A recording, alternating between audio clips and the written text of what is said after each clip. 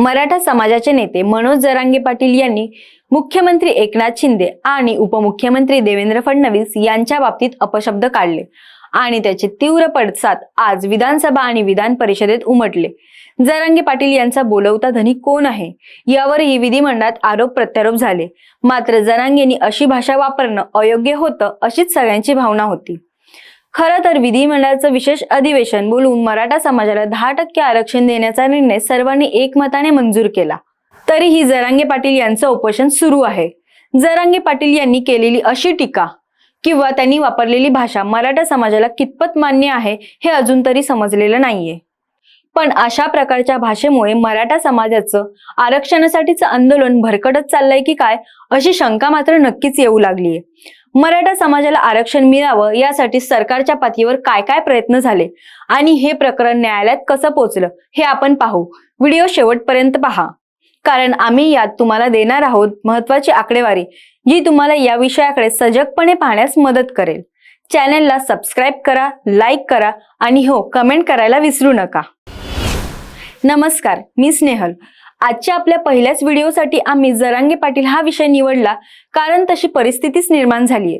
मराठा आरक्षणासाठीचं आंदोलन गेल्या 6 महिन्यांपासून तीव्र झालंय।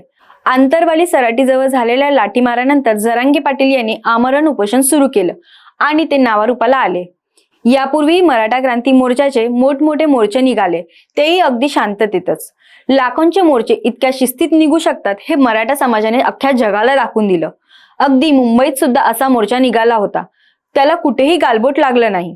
ते अशा प्रकारची भाषा वापरण्यापूर्वी कोणाशी सल्लामसलत करतात का हे प्रश्न कोणालाही पडू शकतात। याची उत्तरही अपेक्षित आहेतच, पण अजून तरी ती मिळालेली नाहीयेत। खरं तर मराठा समाजाला 10% आरक्षण देण्याचा प्रस्ताव विधानसभेत मंजूर झाला। इम्पिरिकल डेटाही गोळा करण्यात आला। आता हे प्रकरण न्यायप्रविष्ट आहे। सगळे सोयऱ्यांना आरक्षण द्यायचं की नाही हा विषय सर्वोच्च न्यायालयाच्या अधिकार क्षेत्रात येतो। असं असूनही जरांगे पाटील यांच्या मागणीवर एवढे ठाम का आहेत? त्यांच्या सल्लागार मंडळात कोणी वकील नाहीत का? हा देश ज्या राज्यघटनेवर चालतो त्या राज्यघटनेतल्या तरतुदींचा मान जरांगे पाटील आणि त्यांचं सल्लागार मंडळ राखणार आहे की नाही असे प्रश्न निर्माण झालेत। राज्यातल्या कायदा आणि सुव्यवस्थेचा प्रश्न निर्माण होणार नाही ही सगळ्यांचीच जबाबदारी आहे आणि शांततेच्या मार्गाने प्रश्न सुटू शकतात हे मराठा क्रांती मोर्चाने यापूर्वीही सिद्ध करून दाखवले। मग आत्ताच असा आक्रमकपणा कशासाठी? या प्रश्नांची उत्तरं जरांगे पाटील हेच देऊ शकतात।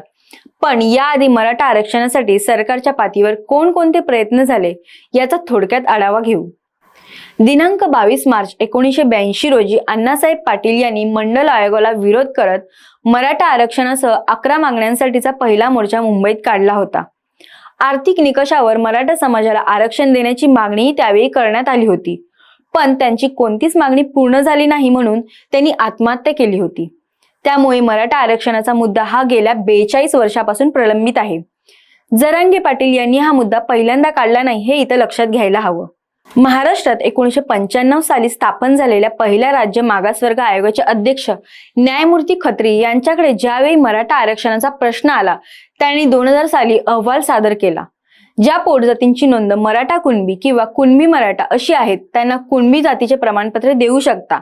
आयोगाच्या या शिफारसीमुळे मराठ्यांमधील काहींना ओबीसीत प्रवेश मिळाला, मात्र काही त्यापासून वंचित राहिले।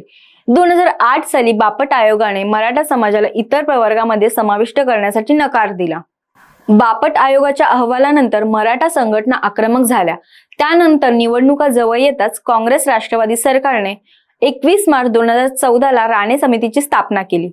राणे समितीने अभ्यास करून मराठ्यांचं मागासलेपण सिद्ध करण्यासाठी तत्कालीन मुख्यमंत्री पृथ्वीराज चव्हाण यांच्याकडे अहवाल सादर केला। नोकरी आणि शैक्षणिक संस्थांमध्ये मराठा समाजाला 16% आरक्षण आणि मुस्लिमांना 4% आरक्षण देण्याच्या शिफारसी राणे समितीने सरकारकडे केल्या। तरीही तत्कालीन मुख्यमंत्री पृथ्वीराज चव्हाण यांनी मुस्लिमांना आरक्षणाची तरतूद केली। अर्थातच त्यामुळे मतांचं राजकारण होतं। पृथ्वीराज चव्हाण सरकारनं या शिफारसी 25 जून 2014 रोजीच्या मंत्रिमंडळाच्या बैठकीत मान्य केल्या। 9 जुलै 2014 रोजी शैक्षणिक आणि सामाजिकदृष्ट्या मागास प्रवर्ग तयार करण्यात आला। 2014 मध्ये सामाजिक कार्यकर्ते केतन तिरोडकर आणि इतरांनी या आरक्षणाला विरोध करत न्यायालयात आव्हान दिलं आणि न्यायालयामध्ये हे आरक्षण रद्द झालं।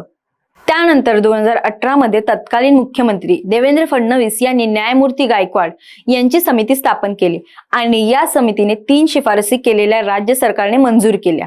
शिफारसीनुसार न्यायालयाने मराठा समाजाला 16% ऐवजी सरकारी नोकऱ्यात 13% तर शिक्षणात 12% आरक्षण दिले. त्यानंतर मराठा आरक्षणाच्या वैधतेवर प्रश्न उपस्थित करत ॲडव्होकेट जयश्री पाटील यांनी सुप्रीम कोर्टात धाव घेतली.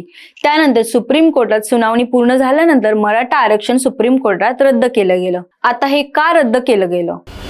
मराठा समाज हा खरंच सामाजिकदृष्ट्या मागास आहे हे पटवून देण्याची सुवर्ण संधी त्यावेळच्या उद्धव ठाकरे सरकारने गमावली आणि मराठा समाजाला फडणवीस सरकारने मिळवून दिलेलं आरक्षण हे सर्वोच्च न्यायालयात टिकलं नाही. हा इतिहास विसरता येणार नाही. सर्वोच्च न्यायालयाने आरक्षण रद्द केल्यानंतर पुन्हा एकदा मराठा संघटना आक्रमक होत रस्त्यावर उतरून अनेक आंदोलन केली, अनेक मोर्चे सुद्धा काढले. या मोर्चानंतर पुन्हा एकदा मनोज जरांगे पाटील यांच्या नेतृत्वात हा संघर्ष सुरू झाला. हा झाला इतिहास. इतिहास यासाठी सांगावा लागला कारण न्यायालयीन लढाईत आपण का हरलो आणि आपण हरलो आणि कोणाच्या कार्यकाळात हरलो याचा मराठा समाजाने नक्कीच विचार करावा असं म्हणावंसं वाटतं. मुख्यमंत्री एकनाथ शिंदे यांनी 15 दिवसात सगळी सरकारी यंत्रणा कामाला लावून मराठा समाजाचे सर्वेक्षण केलं, डेटा गोळा केला आणि तो आता सर्वोच्च न्यायालयात सादर केला जाणार आहे. मराठा समाज हा सामाजिकदृष्ट्या मागासलेला असल्याने घटनेच्या कलम 15 उपकलम 4 आणि कलम 16 उपकलम 4 या अनुच्छेदानुसार आरक्षणास पात्र ठरतो असा अहवाल राज्य मागासवर्ग आयोगाने दिला आहे. मराठा समाजाला अपवादात्मक परिस्थितीत आरक्षण देण्याची शिफारस राज्य मागासवर्ग आयोगाने केली आहे. त्यानुसार 10% आरक्षणाचा ठराव विधिमंडळाने विशेष अधिवेशनात एकमताने मंजूर केला. राज्य मागासवर्ग आयोगाचा हा अहवाल सर्वोच्च न्यायालयात अत्यंत महत्त्वाचा दस्तऐवज ठरणार आहे. मंत्रिमंडळाची मान्यता, विधिमंडळाची मान्यता आणि राज्य मागासवर्ग आयोगाचे अहवाल या तिन्ही महत्त्वाच्या घटनात्मक निर्णयाच्या जोरावर सर्वोच्च न्यायालयात हे आरक्षण टिकणार आहे. त्यामुळे न्यायालयाचा निकाल येईपर्यंत या विषयांचं राजकारण करणं कितपत योग्य आहे याचा विचार सगळ्यांनीच करायला हवा. मराठा समाजाचं आंदोलन भरकटणार नाही, त्यांना टिकणारं आरक्षण मिळेलच यासाठी आपण सगळ्यांनी प्रयत्न करताना संयम बाळगणंही तेवढंच महत्त्वाचं आहे. या आंदोलनाचा कोणत्याही राजकीय नेत्याला किंवा पक्षाला फायदा होणार नाही याचीही काळजी आंदोलनकर्त्यांनीच घेतली पाहिजे. व्हिडिओ कसा वाटला हे कमेंट सेक्शन मध्ये नक्की सांगा. तुमच्या सकारात्मक कमेंटचं आम्ही नक्कीच स्वागत करू. धन्यवाद.